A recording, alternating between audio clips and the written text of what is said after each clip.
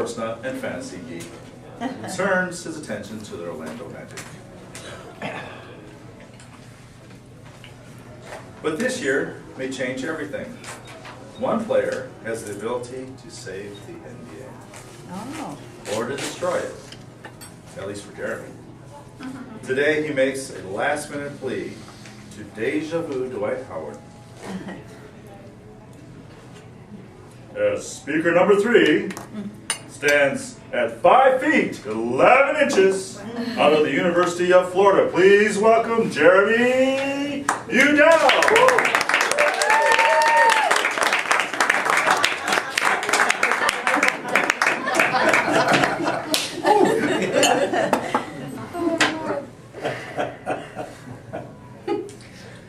Can you believe it's happening all over again? 16 years ago, the best center in the NBA left Orlando. At the time, we thought he was such a good guy. He loved us the way we loved him. He would never leave us and break our hearts. Of course, after he left, he called Orlando a dried-up pond. Now he sits next to Charles Barkley on Inside the NBA, 4 championship rings on his fingers, and a self-satisfied smile on his face. You know that smile I'm talking about. Good for you, Shaq. You punched Orlando in the gut, but hey, you got to be king of LA for a little while. Oh, they don't like him that much there anymore, but for a while, on top of Los Angeles. And now, Dwight Howard, the best center in the NBA, ponders a very similar decision. And if he asked Shaq, I'm sure the big traitor would tell him, greener pastures, you should check it out. Well, I'm here to tell you the other side of that story. Dwight Howard has a chance to be a hero, a legend, right here. And not just to Orlando, but to the entire NBA. How could he be a hero to the entire NBA by staying in Orlando? To understand that, you'd have to understand the NBA's current villain, LeBron James. LeBron James, for those who don't know, grew up in Akron, Ohio, and went on to play with the Cleveland Cavaliers, an hour away. He was basically a hometown boy playing for his hometown team. When the time came for him to make a decision between Cleveland and somewhere else, he broke up with Cleveland. He didn't leave Cleveland, he broke up with Cleveland. That was a city that loved him, a fan base that adored him, an organization that spent lots of money and made lots of decisions to try to bring a championship to Cleveland while he was there.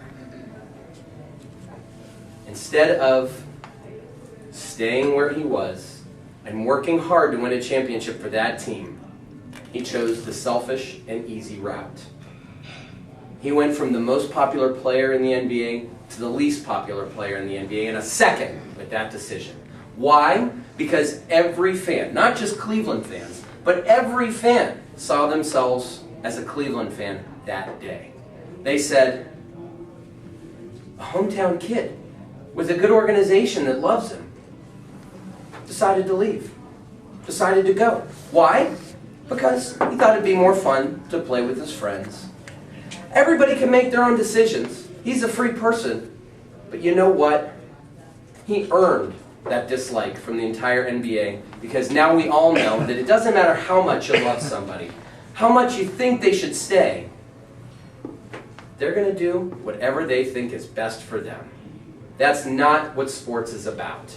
Dwight has a chance to prove that loyalty still matters in sports, that we can care about a player and not have him stomp all over us.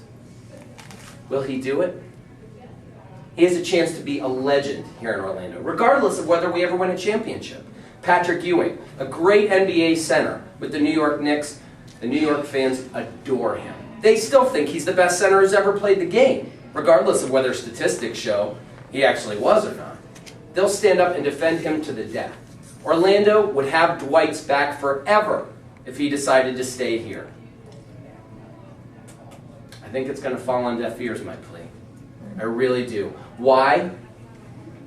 Because as much as the NBA was angry at LeBron, as much as the fans were angry at LeBron James for what he did, the Miami Heat was the most popular team last year. Sold out every arena.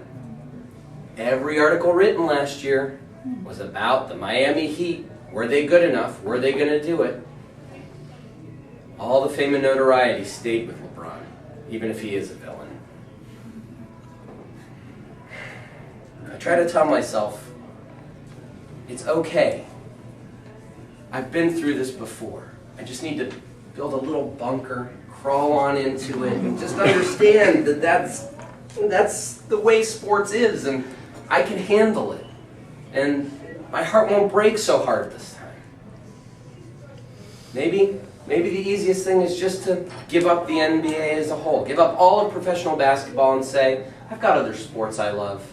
Why bother caring about this sport where all the athletes seem so selfish? But I'd really rather not do that. Please help me believe in magic again, Dwight. Mr. Tisman.